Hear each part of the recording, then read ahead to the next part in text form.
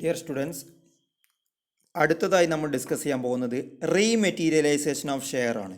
നമ്മൾ കഴിഞ്ഞ വീഡിയോയിൽ ഡിസ്കസ് ചെയ്തത് ഡീമെറ്റീരിയലൈസേഷൻ ആണ്.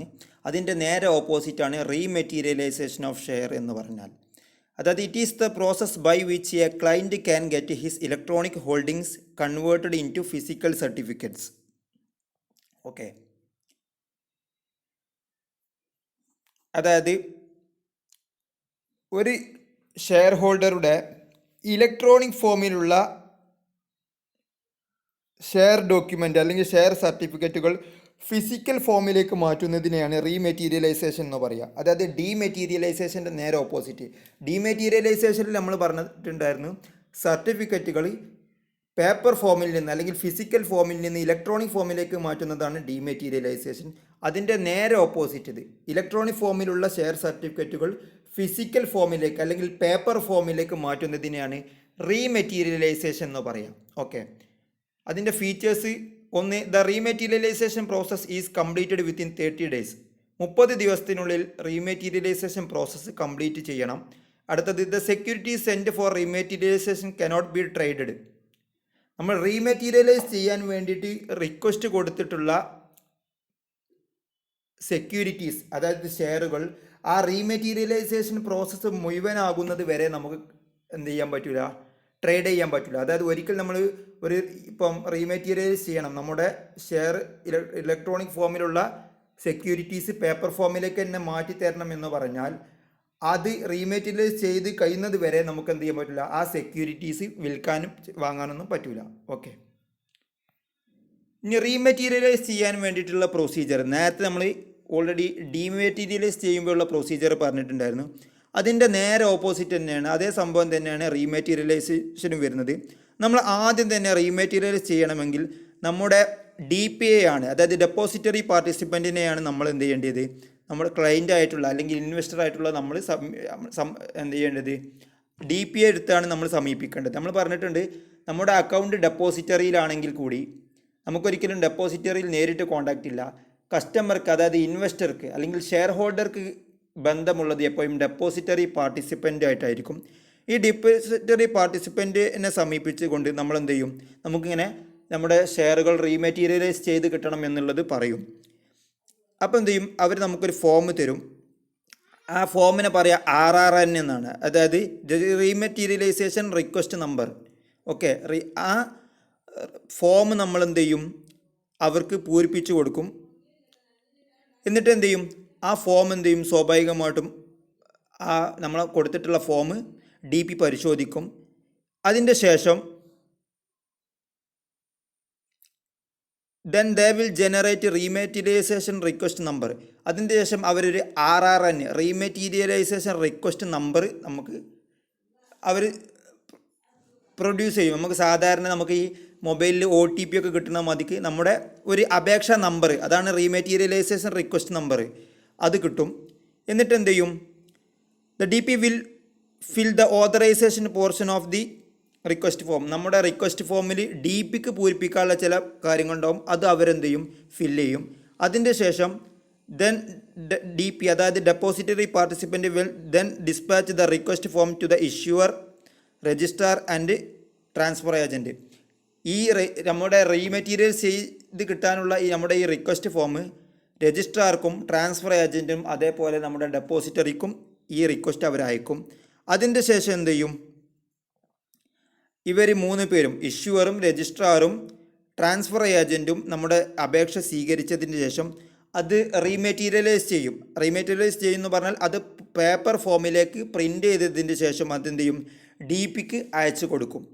DP എന്ത് ചെയ്യും, ഈ ക്ലയൻറ്റിനെ, അതായത് ഇൻവെസ്റ്ററെ അറിയിക്കും. എങ്ങനെ, നിങ്ങളുടെ അപേക്ഷ സ്വീകരിച്ചിട്ടുണ്ട്, അതായത് നിങ്ങളുടെ ഇലക്ട്രോണിക് ഫോമിലുള്ള അക്കൗണ്ട് പേപ്പർ ഫോമിലേക്ക് മാറ്റിയിട്ടുണ്ട് എന്ന് പറഞ്ഞുകൊണ്ട് എന്ത് ചെയ്യും, ഇൻവെസ്റ്ററെ DP അറിയിക്കും. ഇൻവെസ്റ്റർക്ക് എപ്പോഴും DPയുമായിട്ടേ കോൺടാക്റ്റ് ചെയ്യാൻ പറ്റുള്ളൂ. ഓക്കെ, ഇതാണ് റീമെറ്റീരിയലൈസേഷൻ്റെ പ്രൊസീജിയർ. അടുത്തത്, power of company to purchase its own shares, അതായത് buyback of share.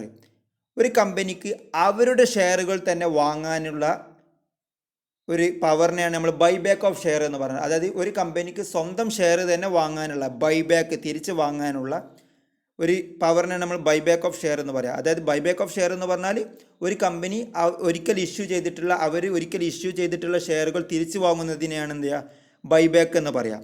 A company may purchase its own shares or other specified securities. അതായത് കമ്പനി എന്ത് ചെയ്യാം, അതിൻ്റെ തന്നെ ഷെയർ വാങ്ങുന്നതിനെയാണ് ബൈബാക്ക് എന്ന് പറയാം. 3 രീതിയിലാണ് ഇത് വാങ്ങാം. ഒന്നെങ്കിൽ ഔട്ട് ഓഫ് ഫ്രീ റിസർവ്, കമ്പനിയുടെ കയ്യിലുള്ള ഫ്രീ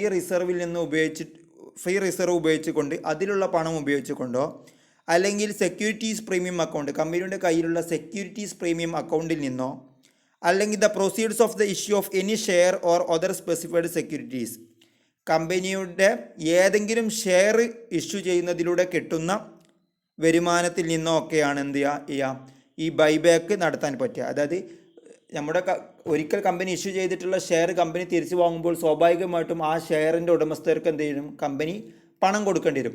ആ പണം ഏതൊക്കെ രീതിയിൽ കൊടുക്കാം എന്നതാണ് നമ്മളിപ്പോൾ പറഞ്ഞിട്ടുള്ളത്.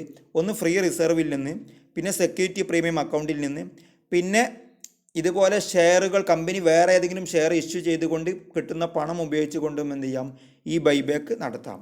ഓക്കെ, അപ്പോൾ ബൈബാക്ക് ഓഫ് ഷെയർ എന്ന് പറഞ്ഞാൽ കമ്പനി എന്ത് ചെയ്യാം, കമ്പനിയുടെ ഷെയർ തന്നെ പർച്ചേസ് ചെയ്യുന്നതിനെ ആണ് എന്ത് ചെയ്യുക, ബൈബാക്ക് ഓഫ് ഷെയർ എന്ന് പറയാം. ഓക്കെ, ബൈബാക്ക് നടത്തണമെങ്കിൽ ചില ഫോർമാലിറ്റീസുകളുണ്ട്. There are certain formalities for buyback of share. ഒന്ന്, buyback is authorised by its articles, കമ്പനിയുടെ ആർട്ടിക്കിൾസ് പ്രകാരം ഓതറൈസ് ചെയ്തിരിക്കണം, എങ്കിൽ മാത്രമേ ബൈബാക്ക് നടത്താൻ പറ്റുള്ളൂ. രണ്ടാമത്തത്, a special resolution has been passed at general meeting of the companies authorising the buyback, കമ്പനിയുടെ ജനറൽ മീറ്റിങ്ങിൽ ഈ ബൈബാക്ക് ഓതറൈസ് ചെയ്തുകൊണ്ട് ഒരു സ്പെഷ്യൽ റെസൊല്യൂഷൻ പാസ്സാക്കിയിരിക്കണം. ഇത്രയും കാര്യങ്ങളാണ് എന്ത് ചെയ്യേണ്ടത്, നമ്മൾ ബൈബാക്ക് നടത്തേണ്ടത്. അടുത്തത് പെനാൽറ്റി എന്ന് പറഞ്ഞാൽ ഇഫ് എ കമ്പനി മേക്സ് എന്തുമായിട്ട്, അതായത് കമ്പനിയുടെ ബൈബാക്കുമായിട്ട് എന്തെങ്കിലും തട്ടിപ്പ് നടത്തിയാൽ എന്താണ് പെനാൽറ്റി, എന്താണ് പണിഷ്മെൻറ്റ് എന്നതാണ് ഇതിൽ നമ്മൾ പറയാൻ പോകുന്നത്. If a company makes any default in complying the procedure with the buyback, കമ്പനിയുടെ ബൈബാക്കുമായിട്ട് ബന്ധപ്പെട്ട എന്തെങ്കിലും കമ്പനി മിസ്റ്റേക്ക് ചെയ്താൽ, എന്തെങ്കിലും ഡിഫോൾട്ടായിട്ടുള്ള എന്തെങ്കിലും കാര്യം കമ്പനി ചെയ്താൽ, the company shall be punishable with a fine which is shall not be less than 1 lakh rupees but which may be extend to 3 lakh rupees. അതായത് കമ്പനിക്ക് 1 ലക്ഷം മുതൽ 3 ലക്ഷം വരെയുള്ള രൂപയുടെ ഫൈന് കിട്ടും. ഓക്കെ, കമ്പനിക്ക് എന്ത് ചെയ്യും, ഇങ്ങനെ എന്തെങ്കിലും ബൈബാക്കിൽ എന്തെങ്കിലും ഡിഫോൾട്ട് ചെയ്താൽ 1 ലക്ഷം രൂപ മുതൽ 3 ലക്ഷം രൂപ വരെ ഫൈൻ ലഭിക്കാം. അതോടൊപ്പം തന്നെ and every officer of the company who is in default shall be punishable with a imprisonment for a term which may be extend to 3 years or with fine which shall not be less than 1 lakh rupees but which may be extend to 3 lakh rupees.